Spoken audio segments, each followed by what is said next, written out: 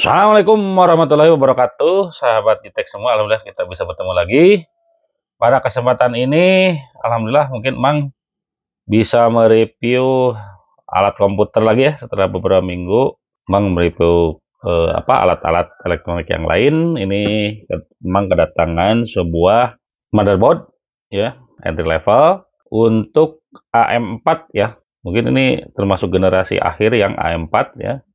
Dan untuk yang entry level, ini yang chipsetnya tuh masih chipsetnya sudah A520 ya, chipset yang 5000 ya, yang Ryzen generasi A4 yang terakhir ya, yang kayak 5600, 5700 gitu ya, masih pakai chipset ini gitu ya. Ini keluaran dari Colorful ya, yaitu BattleX A520M KM2 ya. Ini berarti sudah ada slot M2 ya, walaupun sudah masih generasi 3 ya. Kita lihat nanti. Ini ya, supportnya itu AMD Ryzen yang 5000. Ya, udah support itu ya. Jadi untuk beberapa motherboard yang lain ya, biasanya kan harus upgrade ya, upgrade BIOS. Ini tidak perlu ya, langsung kalau kita mau masang yang Ryzen 5000-nya itu atau ya generasi 5000-nya itu kita langsung pasang. Kita mungkin kita coba nanti ya. Ini kebetulan memang sudah menyiapkan juga yang Ryzen 5600 gitu ya. Kita coba juga nih memorinya emang ada dua nih. 32 GB ya, 16 kali 2. Oke. Apakah bisa langsung atau tidak gitu ya. Tapi sebelum itu kita lihat dulu spesifikasi yang ada di boxnya ya. Nah, ini dia ya. Oke, kita lihat dulu ya spesifikasi yang ada di boxnya. Ini yang Colorful A520M Kak M2 ya, versinya versi 14 ya. Ada beberapa slot ya. Nanti kita bahaslah lebih detail. Tapi kalau ini dia emang ingin memperlihatkan ini ya, katanya dia udah uji beberapa tes seperti test drop gitu ya. Terus plug test, temperature test, compatible test, vibration test, boot load test, edging test ya, sama thermal shock test. Ini udah lengkap lah gitu ya. Berbagai macam tesnya. Kita lihat nanti ya seperti apa. Untuk harga motherboard ini ya di e-commerce ya rupa-rupanya tergantung toko yang menjual, dari kisaran 770, 780 sampai ada yang jual 1 jutaan ya. Tergantung toko yang menjual ya, bisa dipilih aja silakan ya. Cukup murah lah gitu ya untuk yang chipset A520 dibanding merek-merek yang lain gitu ya. Tapi kita mungkin harus lihat nanti umurnya juga nih, cukup kuat nggak. Oke, kita unboxing ya. Kita di dalamnya dapat apa aja nih?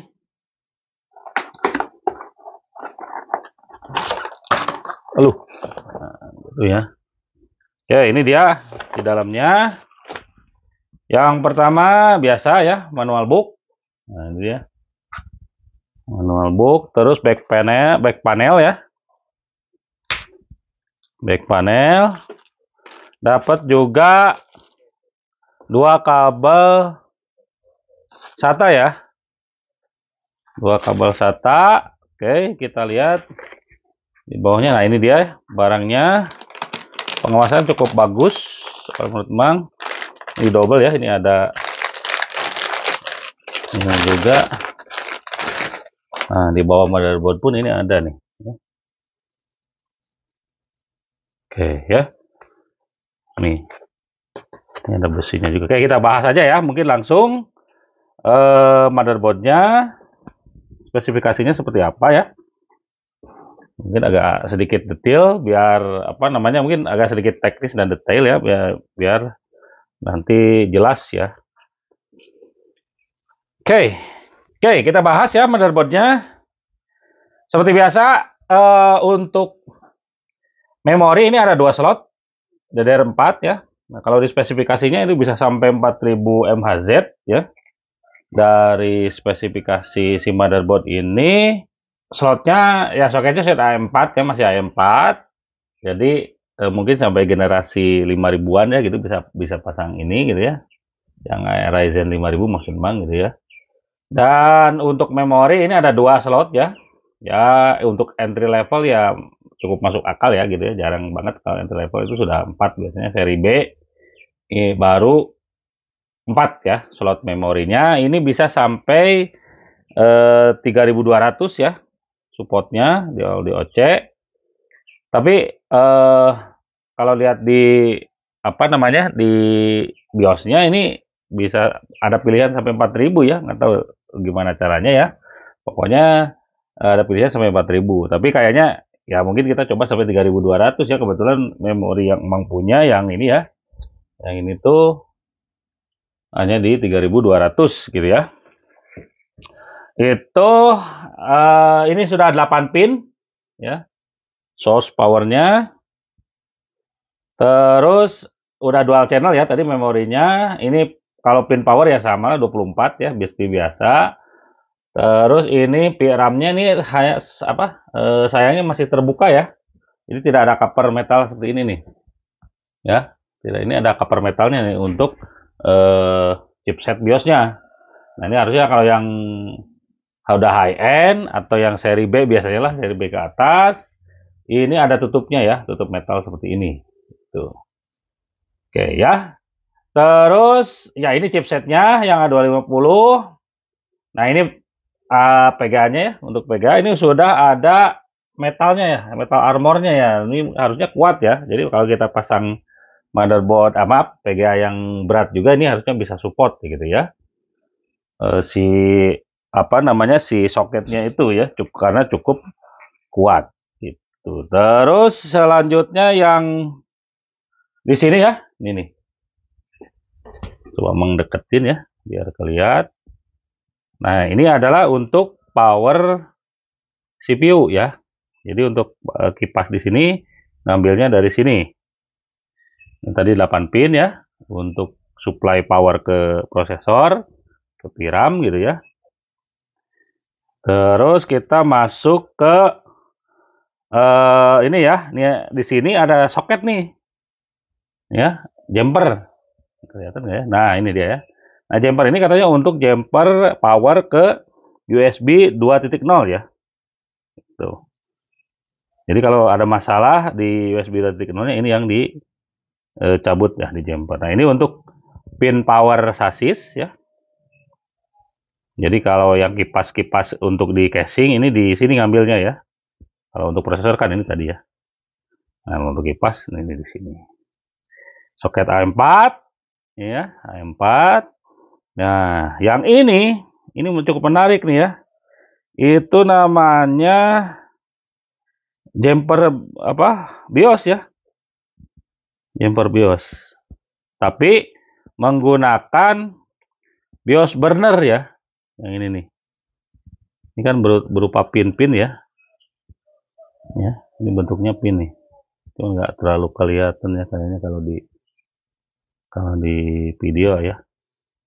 Ini bentuknya pin, nanti Mang kasih lihat jenis alatnya ya. Nah, ini dia ya alatnya untuk ngejumper BIOS-nya, tapi ini sangat teknis banget ya. Kalau mungkin yang nggak terlalu hafal, ini si pin tadi akan tidak terlalu berguna ya. Ini kalau ada masalah dengan BIOS, kita mau rubah BIOS-nya atau update BIOS-nya, pakai ini ya, pakai alat ini. Nah, ini udah disediakan namanya. Nah, ini BIOS burner ya katanya ya. Nah, ini pin-pin ini. Nanti si yang ini tuh masuk sini nih ya. Nah, ke sini gitu ya. Untuk ngejumper dari si BIOS-nya. Oke, itu teknis banget ya. Bisa di-skip lah gitu ya, nggak terlalu juga. Oke, ini tadi ya. 16 kali. Ini PCIe 3 16 kali ya. Oke, selanjutnya ini M2 ya. NVMe. Oke, ini ya M2 NVMe. Ini PCIe 3 ya. PCIe 3. Bisa yang pendek, bisa juga panjang ya, gitu ya. Nah, kalau yang ini ada PCIe 3 yang 1 kali ya. Kalau ini 16 kali. Ya, oke ya. Terus kita masuk ke bagian bawah. Ini untuk audio ya.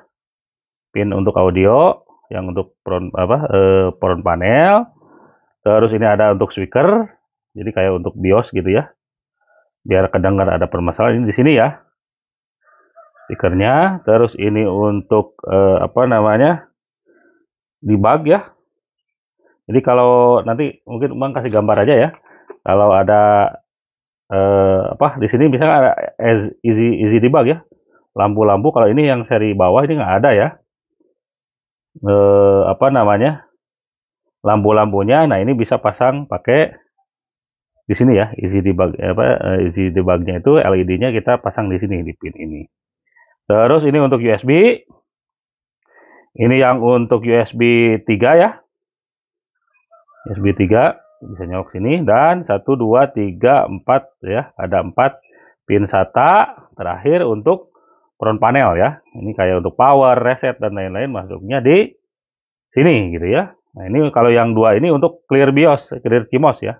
Ini ada pin 2 ini ya, untuk clear CMOS. Nah ini baterai dan lain-lain ya. Kalau ini power ya 24 pin. Itu kita coba lihat bagian belakangnya ya. Nah ini dia bagian belakangnya. Itu yang pertama kita masih ada PS2 ya. Nah ini nih, ini untuk keyboard yang dulu ya.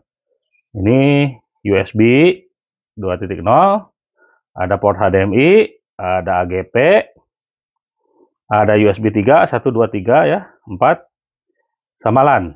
Terus yang terakhir ini audio ya, jack audio.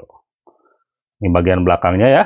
Ini udah ada besinya, harusnya kuat sih menahan tarikan dari si kipas gitu. Oke ya, itu secara spesifikasi dan feature-featurenya. Tadi yang disayangkan itu ini aja ya, yang PRAM ini nih, itu belum ada tutup ya, karena ya masih entry level ya. Nah kalau yang ini tadi ya, chipset di bawahnya itu ada chipset A520. Oke, mungkin biar lebih jelas kita coba nyalakan aja ya, nyalakan aja untuk kita cek seperti apa tampilan dari BIOS-nya ya.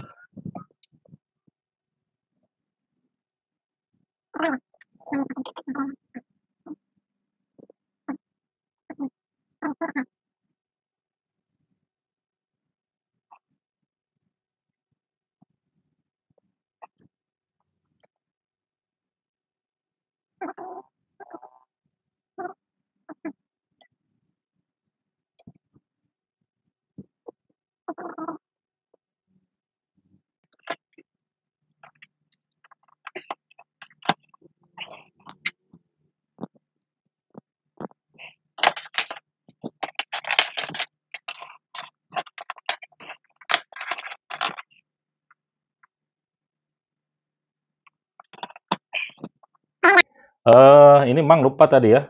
Kalau yang seri G itu yang 5600, maaf, yang bukan seri G ya.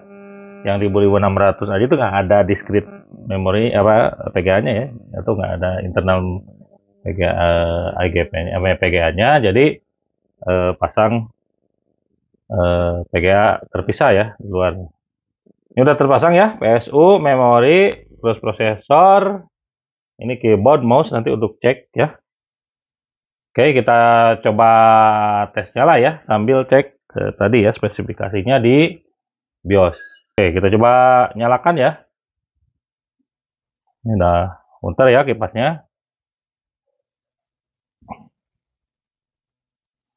Ini memori udah ini. Coba lihat. Nah, ini dia ya. Tadi nggak kelihatan ya. Kita coba ulang ya.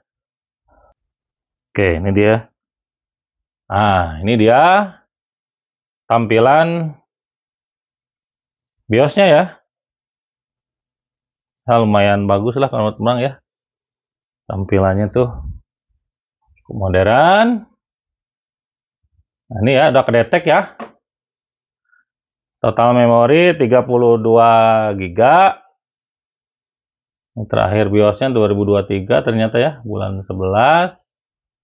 Pakai 5600, temperatur CPU, motherboard temperatur dan lain-lain.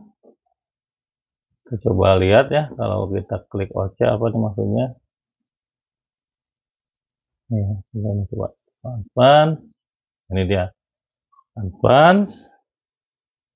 Nah, ini maksimal frekuensi bisa sampai 3500 untuk CPU-nya. Frekuensi ini masih di 2600 ya. Coba kita rubah settingannya. Ini CPU ya. Coba kalau memori bisa, ini nggak di up nggak?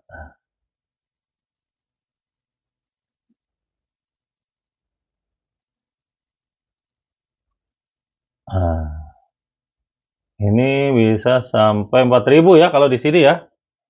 Tapi nggak tahu nih. Kita coba pasang 3200 ya. 3200 mau nggak nih?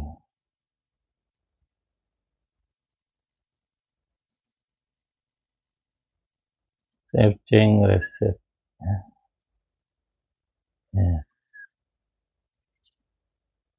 Ini mengoptimalkan yang ini ya, memori ini di 3200.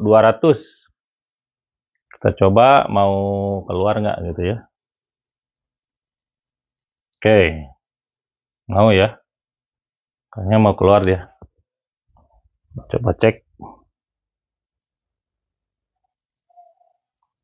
masuk di BIOS.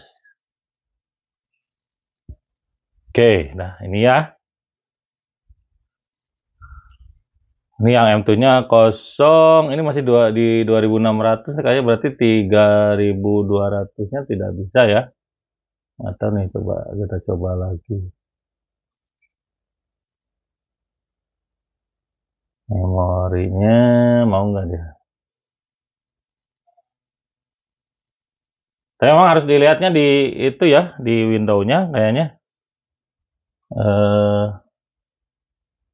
Buat apa namanya, keluar nggak sih itunya, si kecepatan 3200-nya itu. Oke, kita coba matiin dulu deh. Kita coba pasang NVMe ya. Kita pasang OS-nya. Ya, ini ya udah pasang nih, udah terdetek NVMe, jadi tidak SATA-nya maaf, jadi tidak ada masalah nih kayaknya ya. Oke, kita lihat spesifikasi yang lainnya. Tampilnya seperti ini ya. Memori walaupun sudah di up nih, keluarnya tetap segini ya.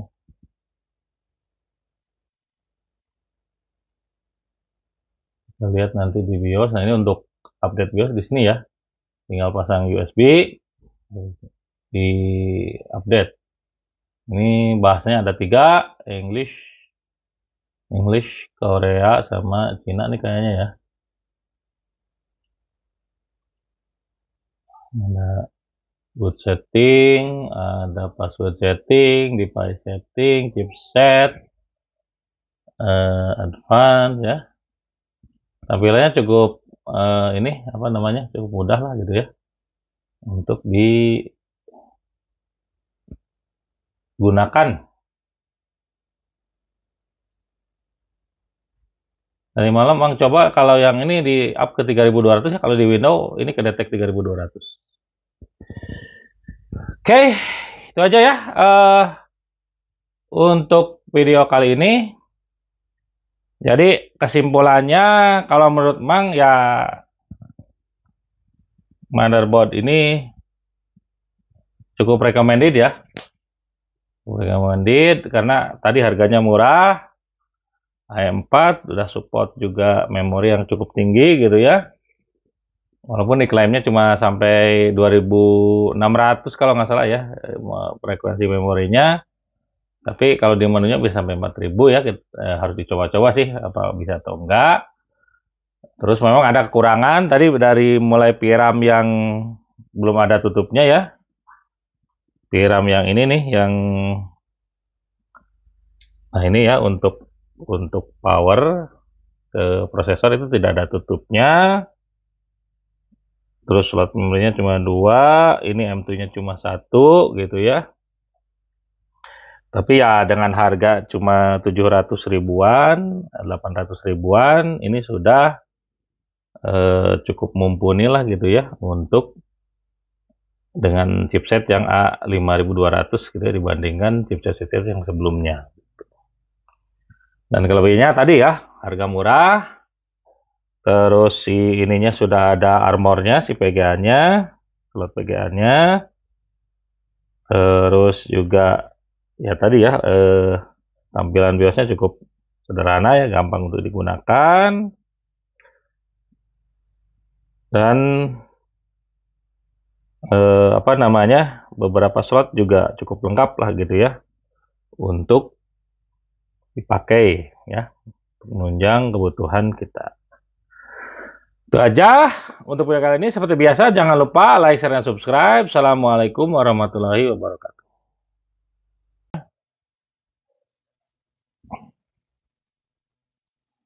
Ini memang udah ini, coba lihat. Nah ini dia ya, tadi nggak kelihatan ya, kita coba ulang ya. Oke, ini dia. Nah ini dia tampilan BIOS-nya ya. Nah, lumayan bagus lah kalau menurut Bang ya, tampilannya tuh cukup modern. Nah ini ya udah kedetek ya, total memori 32 GB. Ini terakhir BIOS-nya 2023 ternyata ya, bulan 11. Pakai 5600, temperatur CPU, motherboard temperatur, dan lain-lain. Kita coba lihat ya, kalau kita klik OC apa nih maksudnya. Nih, kita coba advance. Ini dia, advance. Nah, ini maksimal frekuensi bisa sampai 3500 untuk CPU-nya. Frekuensi ini masih di 2600 ya. Coba kita rubah settingannya. Ini CPU ya. Coba kalau memori bisa, ini nggak di up nggak?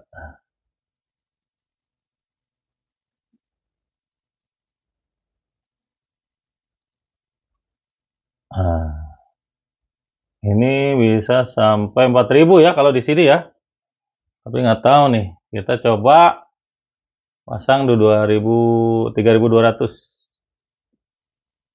ya. 3200 mau nggak nih?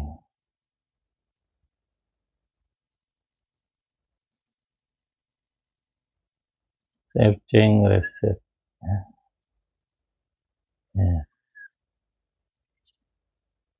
Ini mengoptimalkan yang ini ya, memori ini di 3200. Kita coba mau keluar nggak gitu ya. Oke, mau ya. Kayaknya mau keluar dia. Coba cek. Masuk di BIOS.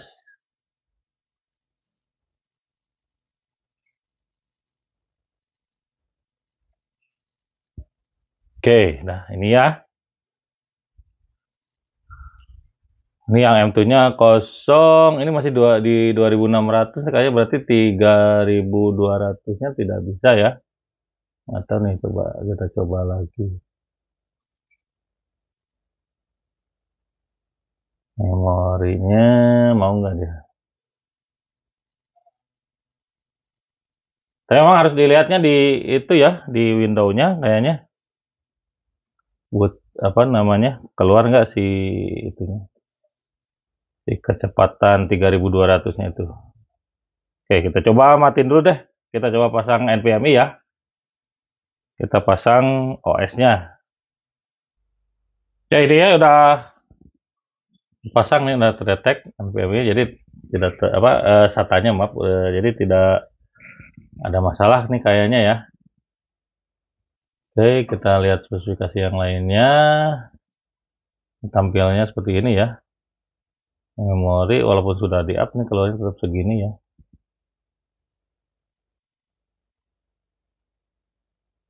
Kita lihat nanti di BIOS. Nah, ini untuk update BIOS di sini ya. Tinggal pasang USB di update. Ini bahasanya ada 3, English, Korea, sama Cina nih kayaknya ya. Ada boot setting, ada password setting, device setting, chipset, advance ya. Tampilannya cukup ini apa namanya, cukup mudah lah gitu ya untuk digunakan.